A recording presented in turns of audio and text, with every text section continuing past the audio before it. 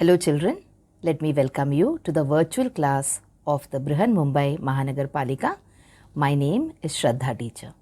Children, we are in the middle of this COVID-19 pandemic and because of that we are not able to go to school, but that doesn't mean we are going to stop learning. So we are going to do many lessons which are very interesting from your textbook through the virtual class here. So let us do a lesson in English today. So students, our lesson for today is a continuation of what we were doing last time. So we were doing a lesson in standard 8th English, isn't it? And the name of the lesson was The Happy Prince. And this video is about part 2 of the story Happy Prince. So if you remember children, we have done the entire story last time and we also did certain small exercises along with the story. Now today's lesson will be, we will do a quick recap of the story that we did last time and we will look at some more grammar points which are there as part of this lesson. So before we move on and we do the grammar points in the lesson children, let us recap the story as we did it last time. All of us love to listen to stories, isn't it? So let us once again in quickly or in a short time understand what the story was about and then we will move on.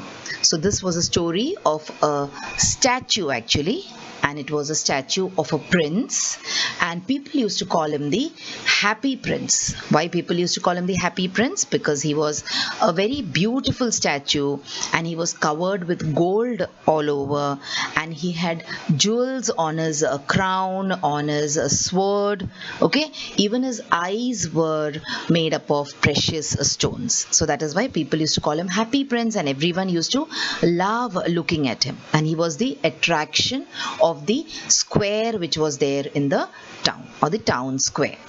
Now this prince or the Happy Prince became friends with a swallow. The swallow actually is a bird, like I told you last time, which migrates to the warmer parts of the world when it becomes cold, because the swallows cannot bear the cold. When it gets very cold, the swallows tend to die. But this particular swallow and our Happy Prince, they became very good friends, and the Happy Prince kept requesting the swallow to help him in doing some good deeds. Because remember, the Happy Prince was not a human. He could not move from one place to another. He was statue. He was at a place. He was stationary. So he wanted the swallow to help him to help others. Okay. So whom did they help then? They helped the seamstress whose child was very sick. So the swallow went and gave the seamstress a part of the prince's body. Okay, that is a precious gem from his body. And then they also helped the writer who was very confused and who was very sad that no one was buying his books, and he wanted to become a writer but it was very, very cold, and because of the cold he was not able to go out also, and he did not have any money to buy wood also for the fire.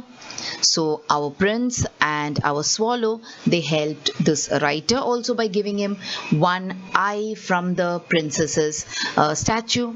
And then we had this little girl who used to sell eggs, and she broke all her eggs by mistake, okay, and she was feeling very scared to go back home because her father would scold her now.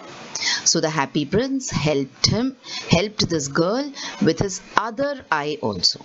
And now the prince was blind, and slowly the prince could not give any jewels to others to help them.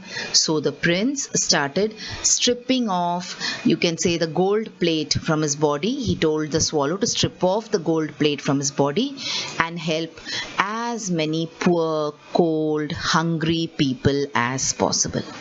Okay, so here we had the swallow who stayed back. The swallow did not go towards the warmer place because he wanted to help the prince.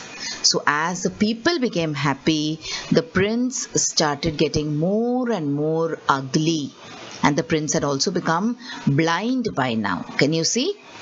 how the jewels have disappeared from the body of the prince, from his belt, from his sword, from his eyes, from his crown, and also the gold plating on his body is also now falling off, or the swallow is tearing it off to give it to the poor people. And then finally, one fine day, the people of the town decided that they do not want the prince there in the square anymore. And also his good friend, the swallow, also dies because of the extreme cold. The swallow could not go to the warmer place because he stayed back to help his friend, isn't it? And the people of the town also decided not to have the statue of the prince there anymore. But God was very pleased with the swallow and with the prince. Why? Because they sacrificed their lives in order to make others happy. So that is why the name of the story is also Happy Prince, isn't it? God thought that it is better to make others happy than be happy yourself. And God was so pleased with the two of them that he gave them a permanent place in heaven. And the prince and the swallow, they lived on happily ever after in heaven. So the two friends were united, and the two friends continued to help people from heaven also. So this was the beautiful, heartwarming story of the Happy Prince and the Swallow. It was a story about mercy, about kindness, okay, about friendship, about loyalty that we saw last time. Now children, in this part of the lesson today, we are going to talk about grammar, I had told you. So we will look at first an exercise from the vocabulary part of English, and then we will look at a grammar point. So whatever we will do here, whether it is a vocabulary exercise or an exercise in grammar, it will all be from your textbook. Okay, so let us look at what is the next part of our lesson. So we are supposed to find out homophones. So in the story there might be many words, and we are supposed to find out the homophones for the following words. Now I am sure that you have talked about homophones in the lower classes also, but before going and finding out the homophones, let us try to quickly revise what we know about homophones. So what are homophones, children? Homophones are words that sound the same. Homo means same, and phone is for sound. So same sound. So there are some words in the English language which sound the same, but they mean different things. So meaning is different, okay? Only the sound of the word is the same, and the meaning is different, and spelling is also different. So these kind of words are called homophones. So now do you remember what homophones are? We have learned them before also, isn't it? So see, there and there. The way you say it is the same. T-H-E-I-R there and T-H-E-R-E there. So T-H-E-I-R there is a possessive pronoun. And T-H-E-R-E there is when you are indicating the place of something. Okay, where is that thing? That thing is there. Alright, and then you have where, and then you have where. W-H-E-R-E, where is a W-H question word. Where? Kaha, the location. Okay, and W-E-A-R, where means to wear something, to cover your body with something. When you wear a shirt, what do? You cover your body with a shirt. So can you see? They sound the same, there and there, but they are different in the meaning also, and they are spelt also differently. The same way, W-H-E-R-E where and W-E-A-R where. Okay, so you need to practice to make sure that you use the right one in your writing. Now children, about vocabulary, about grammar in English, it is not something which you can learn overnight. That is, you get up, you sleep in the night with the English book near your head, and you get up next morning and you know everything. It doesn't happen that way. You have to keep on practicing to make your grammar perfect. You have to keep on reading to improve your vocabulary. Okay, so this is the meaning and this is an example of homophones. Let us look at a few more meanings of homophones to make the idea clearer to you. So see here, sun and sun. So the first sun is the sun which is there in the sky, shining brightly for us, giving us light, heat, okay, and sustaining life on this earth. That is S-U-N, sun. The other one is sun, S-O-N, sun. Now all the boys who are there in your class are somebody's sons. Okay, your father is the son of your grandfather. Your brother is the son of your father. So that son, okay, beta as we say in Hindi. So these two are homophones, S-U-N, sun, S-O-N, sun. Meaning is different as well as spelling is different, but look at the sound, they are the same. Okay, a few more examples. See, see and see. So one see is the you can say action of looking at something. So John is waiting to see Santa. So John is waiting because he wants to see Santa Claus. And the second one, see, sea turtles swim deep in the ocean. Sea turtles. So they are a kind of amphibians which live in the ocean and they swim very deep in the ocean. So two words, S-E-E-C, S-E-A-C. Both of them are homophones. Okay. Next, one last example, wait, wait. So one wait is the action of waiting for someone, for waiting for the bus. Now here there is an indication of a bus there behind. So this person is probably waiting for the bus to arrive. And the other weight is the mass of your body. That is how much is your weight when you stand on a weighing scale. Alright, so these are some examples of homophones. Some of them, the two words which sound the same, but they are different in meaning and they're different in spelling. One can be a preposition, the other can be a pronoun. Okay, so depends on what the word is. So this was about the general idea of what are homophones, so you can be prepared to find examples to the exercise which is there in your textbook. So this is the exercise in our textbook. So come on, let's see whether you're able to find answers to this. So children, like I say always, and I keep on repeating this all the time, now this is a lesson which is not in the interactive format, okay? I cannot ask you a question and wait for your answer. So when I tell you, okay, come on, let's find the answers to these, so you have to pause the video and you have to try and search for these answers so that you can come back and check with my answers.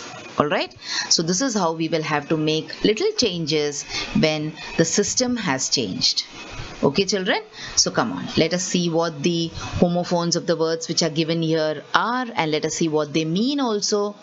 So first word is weak, W-E-A-K, weak, and the other one is weak, W-E-E-K, weak. So one weak, you know, is an adjective, a weak person, a weak animal, and the other week means the week where there are 7 days, isn't it? Look at the second one, blue and blue. Here there is a slight sound and a difference in sound, children, but if you listen very carefully and if you know the correct pronunciations of English, then you will be able to detect this. So one is blue and the other one is blue. So one blue means the action of blowing something, and the other blue is the color blue. Alright, next is read and read. So one read is the action of reading, the other read is a kind of plant, unwanted plant you can say, or a plant which is like a grass, a reed. Okay, next one is know and know. We all know the meanings of these two words. So one is to know something, to have knowledge of something, to be aware of something, and the other one is a refusal. When you're saying no, then you have through and through. One is the action and the other is the preposition. Next we have there and there, which we already saw in the example. We also saw see and see in the example. Look at the next one, waste and waste. Here also there is a slight difference in sound if you listen carefully. One is waste, one is waste, but we are taking them as homophones, okay? So one waste means to throw something away, and the other waste is a part of your body. Then you have knot and knot. So one knot is the knot which you tie to secure something, and the other knot means no. And then you have right and right, or there could be one more, you can say homophone for this, W-R-I-T-E, right. So here right means one right is correct, R-I-G-H-T, right means correct, and the other right, R-I-T-E, right, is like rites and rituals, isn't it? Some tradition, puja part which we do, that is a rite. Okay, so these are homophones from the words which are there in your textbook, or homophones for the words which are part of your textbook. So hope this exercise was clear to you. So like I told you, this was a vocabulary exercise from the lesson The Happy Prince. Now let us go to the grammar exercise from this particular lesson. Now children, last time when we looked at the previous lesson, that is we talked about the lesson on APJ Abdul Kalam sir, 3 visions for India, we learnt about verbs, and we understood that verbs are of 2 types, finite verbs and non-finite verbs. And if you remember, we did finite verbs in detail in that part of the lesson, in that particular lesson. In this lesson now, we will be talking about the non-finite verbs. But before we go to the non-finite verbs, let us quickly revise or jog our minds about what are finite verbs, and then we will move on and we will look at the non-finite verbs. Now there are 3, okay, to be done. We have participle, we have gerund, and we have infinitives. So that we will see in today's lesson. Finite verbs we will quickly revise and then we will move on. So what are finite verbs in English grammar? A finite verb is a form of a verb that does what? That shows agreement with a subject and is also marked for tense. So a finite verb is actually the word which acts as a verb. It performs some action and it agrees with the subject. That is, it has got some kind of, you can say, association with the subject. It is not independent from the subject, and it is also marked for tense. Okay, so if there is just one verb in a sentence, then that particular verb is finite. So in another way, we can say that a finite verb can stand by itself in a sentence. It has got its existence, independent existence in a sentence. It has got its own role to play in a sentence. So how to identify finite verbs also we had done last time. So most finite verbs can take an ed or a d at the end to indicate the past tense. For example, see here, cuff can become cuffed, celebrate, when you can write celebrated there in that particular sentence, that means it is a finite verb. How to identify finite verb? Trick number 2. Nearly all finite verbs take an S at the end when you want to indicate the present or when you want to indicate that the subject of the verb is third person singular. For example, see, cuff, he cuffs. When I say I, it will be I cuff, he cuffs, she cuffs. So see how it changes when the person changes. And what is first person, second person, third person? What is first person singular, second person singular, third person singular? All this we talked about in detail in the previous video. You can just play it and you can understand that part in detail once again. So this is just a revision. So we are going to be quick and we are going to go to our point for today. So celebrate, I celebrate. When it is she celebrates, he celebrates, okay, in the present tense. So this was about identification of finite verbs, point number 1 and trick number 2. Now we will go to our main point in today's lesson and spend the rest of the lesson talking about the types of non-finite verbs. We will see what the meaning of non-finite verbs is, and we will look at what the type of non-finite verbs are and also examples so you understand non-finite verbs better. Okay, So see, the first type of non-finite verb is the infinitive. Then you have the gerund, and finally you have the participle. So non-finite verbs are of three types: the infinitive, the gerund, and the participle. So let us look at each of them now in detail. We will look at what they mean and some examples also, with a lot of interesting and beautiful pictures. So what are infinitives once again? Definition of infinitive is, it is the basic form of the verb. Example, see in we came to see, let him see, to live, to love, to learn. Okay, so these are all the meaning or examples of infinitive, the basic form of the verb. The verb form which you will be able to see in the dictionary is the infinitive. See, one more you can say way you can explain what infinitives are. To plus verb, or only base form of the verb which has the function of a noun, is called as an infinitive. So this is the first kind of non-finite you can say verb that we are learning, infinitive. So in the previous one we understood that it is the basic form of the verb. Okay, infinitive. It comes along with to also many a times. So to plus the verb or only base form of the verb which has the function of a noun. This is important to understand now, that the non-finite verbs, that is the infinitive, the gerund, and the participle, they do not behave like verbs. Okay, they behave either like nouns or they behave like adjectives. Alright, so this is the major point of difference between finite verbs and non-finite verbs. So the first one is the infinitive, where it is to plus verb or only the base form of the verb. But remember, it is not acting as a noun. It acts as a, it is not acting as a verb, it acts as a noun. For example, see, to play cricket is interesting. To play. He is not actually playing cricket, but he's saying that the action of playing cricket, whenever he plays cricket in future or whenever someone else is playing cricket, to play it is interesting. He's not playing it himself. I can perform prayer. He's not performing prayer now. Okay, but he's talking about his ability to perform prayer. So these are examples of infinitive, one with a to and one without a to, that is a base form of the verb.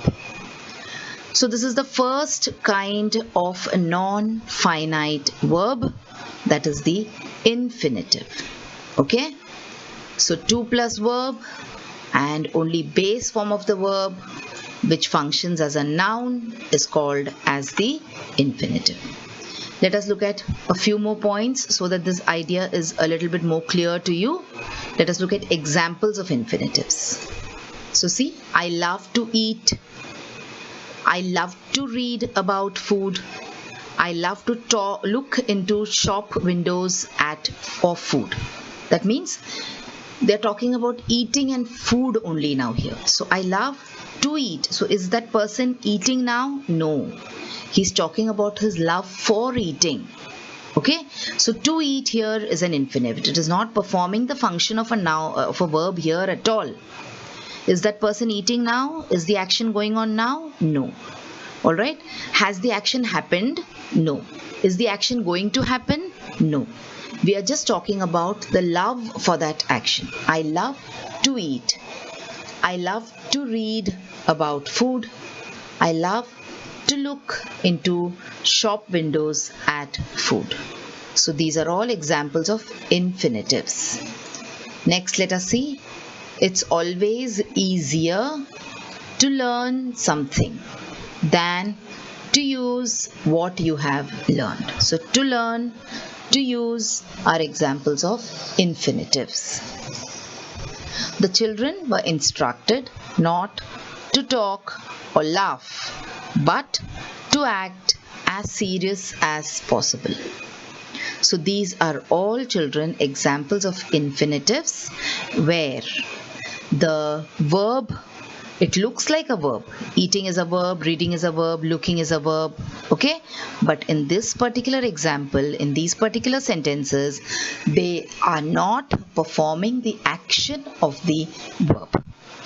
Moving on, let us look at the next kind of non-finite verbs, and that is participles. So what are participles, children? Participles are words which are derived from verbs, but they act as adjectives or they act as verb phrases. Verb phrases means a group of words which does not make a complete sentence, okay, but a group of words which is part of a major sentence to create verb tenses. When I show you the examples, you will understand better.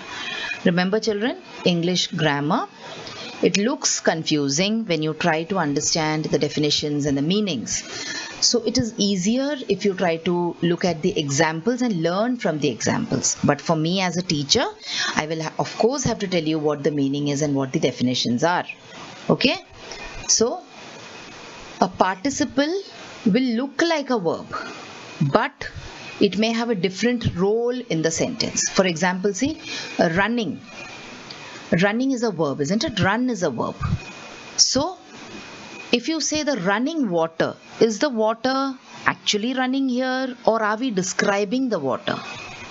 We are here describing the water. We are saying that the water which is running, which is not stagnant, the water in the river, the water in the stream, all these are called as a running water. That doesn't mean that we are talking about the water flowing. Okay? So here running, what is it doing? It is describing the water. So what is it doing? It is acting as a adjective, but it is looking like a verb. So that is why it is called as a participle. So verbs which look like verbs, words which look like verbs, but they do not act like verbs, but they act like adjectives, are called as participles. See? So here running looks like a verb. We have learnt from our lower classes that run is an action, but here the verb or the word run is not used to show the action, but to show the kind or to show the description of the noun here, that is water. Okay? So that is why it is called as a participle. Now there are three kinds of participles in English. So remember, what are we doing now? We are doing non-finite verbs. We have talked about the non-finite verbs, and I told you that there are three types of non-finite verbs. The first one we talked about, the infinitives. Second is the participles. Now participles also are of three types: the present participle, the past participle, and the perfect participle. Now the first two types, that is the present participle and the past participle, have been explained in the textbook with examples. I will explain it to you properly. Perfect participle also, of course, we will take a look at. We will not ignore that also, even if it is not there in the textbook. So see, present participle means what? So, she dived into the swimming pool. Okay, try and understand. These are examples where the word looks like a verb, but it acts like an adjective. Alright, so she dived into the swimming pool. So what is the action here? Action is diving.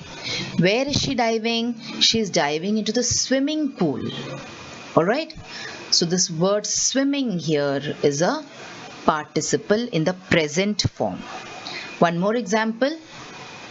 The writing table is a mess. So the writing table, the table where you keep your books and on which you keep your books and you write. So that is a mess. See, look here. We are talking about this particular table. We are not talking about the action of writing. Okay.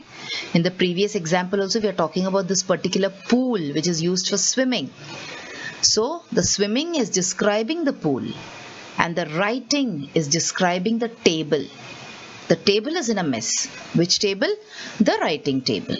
So that is why swimming and writing are in the verb plus ing form, and they function as adjectives, and these are the present participles. So swimming, verb SWIM, swim plus ing form. Writing, WRITE, write plus ing form. We do not say WRITEING, writing, okay, that we know. Alright, so these are examples of present participles. Moving on to past participles. What are they? The police recovered the stolen jewels. Stolen jewels. So see, police people, they put a raid on the thieves. Sometimes there is a dacoity or there is a robbery which has happened, and the thieves or the dacoits, they've run away with so much of, you can say, loot, and the police chase them and they recover the loot, isn't it?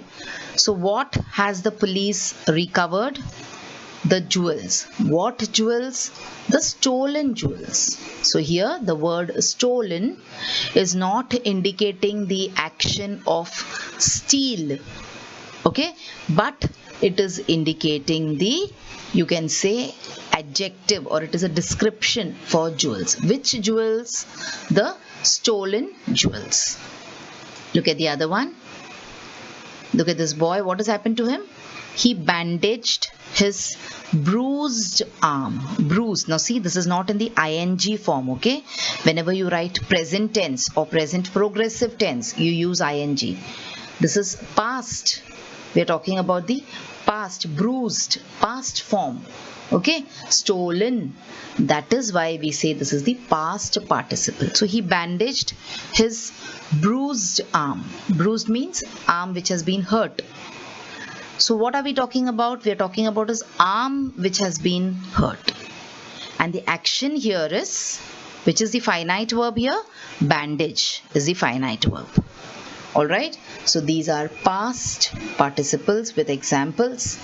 Look here, these are in the sentences stolen and bruised. In the previous sentences, stolen and bruised are in the verb plus en or ed form, and they function as adjectives.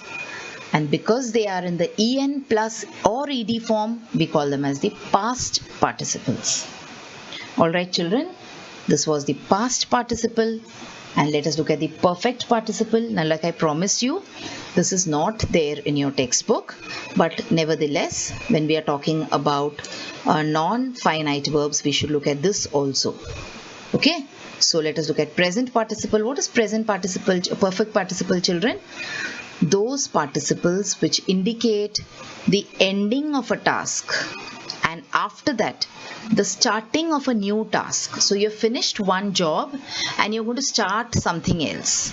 So that is when you use a perfect participle. So see here, perfect participles, they either use having plus past participle or having been plus past participle. So see here, having done, having seen, having finished.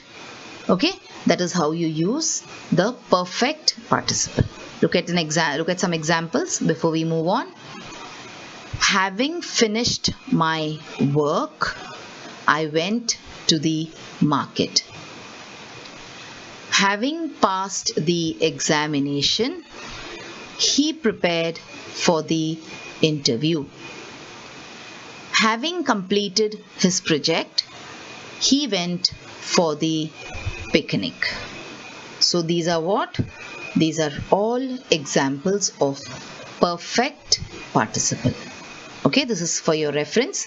In a future class, when they ask you to study perfect participle in detail, we will do it then.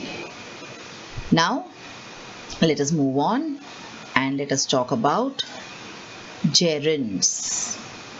So what are gerunds? So see, I love swimming is an example sentence. I love swimming. So here you are actually not swimming, but you are talking about your passion for swimming, isn't it? So I love swimming, in which the word swimming is a gerund. Okay? Let us look at one more example. So what are gerunds basically? Let us talk about what are gerunds. We will see the meaning of gerunds here very soon. Reading is a good habit. So are we talking about this girl reading at present? Are we saying she is reading a book? No. We are talking about reading as a habit. So here reading and swimming, both of these, they are acting as nouns. Okay, they are acting as the subject or they are acting as the object. So the verb plus the ing form, when they function as a noun, then it is called as gerunds. So the verb with the to plus verb, when it functions as a noun, we called it as the, what did we call it? We call it as the infinitive, isn't it? And when we talk about verb plus ing form, which acts as a noun, then it is called as a gerund. Okay, so let us look at various examples of gerunds here now. So reading is relaxing. So you're not talking about the action of reading, but you're talking about the activity of reading. All right, moving on. Writing is an exchange of ideas. Okay, her occupation is writing. So what is she? She's a writer and her occupation is writing. She's not writing at the moment. Then you have, let's go dancing at the club tonight. So here we are planning to go to dance. We are not dancing at the moment. I delayed telling Jerry the bad news. Okay. So these are all examples of gerunds where the verb is in the ing form and it acts as a noun. Now, after we do all this explanation from the textbook, we know that there is always an exercise which comes up to check whether we have understood these ideas.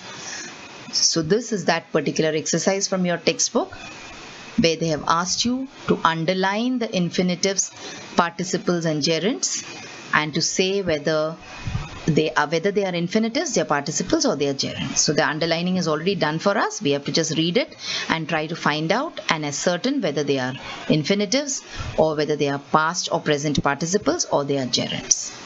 So I wish to go to Egypt. So to go here is an infinitive. They liked his written stories. So see, it has got the en form. The verb plus the en form and the ed form is the past participle, isn't it? We learned it now. So it is the past participle. He is trying to finish a story. So whenever there is a to with the base form of a verb, it is an infinitive. Suffering is stranger than anything. So we are talking about the process of suffering here. So it is a gerund. The dying swallow fell at his feet. So dying, it is an adjective. It is acting as an adjective. Plus it is the verb plus ing form. So it is the present participle. He began to cry. Now this is the most simple one, isn't it? Whenever there is a to, you can say that safely that it is an infinitive. He watched the working seamen. Whom did he watch? The seamen who were working. So the verb plus the ing form acting as an adjective, present participle. Okay children, so this was our lesson for today. We did a quick recap of the story The Happy Prince, and then we looked at the vocabulary exercise on homophones, and then we talked about the non-finite verbs. But before that, we quickly saw what are finite verbs and how to identify finite verbs. Now I know the video has gone a little long, but when the concepts are a little difficult, we might require a little bit more of time to explain it. So this was what we did in our lesson for today. So children, now you have watched the video. So after you watch the video now, you will have to complete a few simple tasks. Now you might have watched the video on your computers or your laptops or your mobile phones. Now after you watch the video, what will you do? You will please go to the description box which is given below the video. So what is the description box? See, the description box looks like this. Alright, and after you go to the description box, you will see that there are a few questions there. Now what are these questions about? These questions are about the lesson that we just learned or the video that you just watched. So what will you do? You will think back properly about the lesson and you will try and answer these questions and note down the answers in your notebook if you want. Okay? After that, we have another task waiting. You will also click on the link which you will find in the description box to fill up the Google form. So now what is the Google form, children? It is nothing but a simple form. There are a few simple questions there about the video which you just saw and also about yourself. So these are the tasks now that you will have to complete after you watch each video.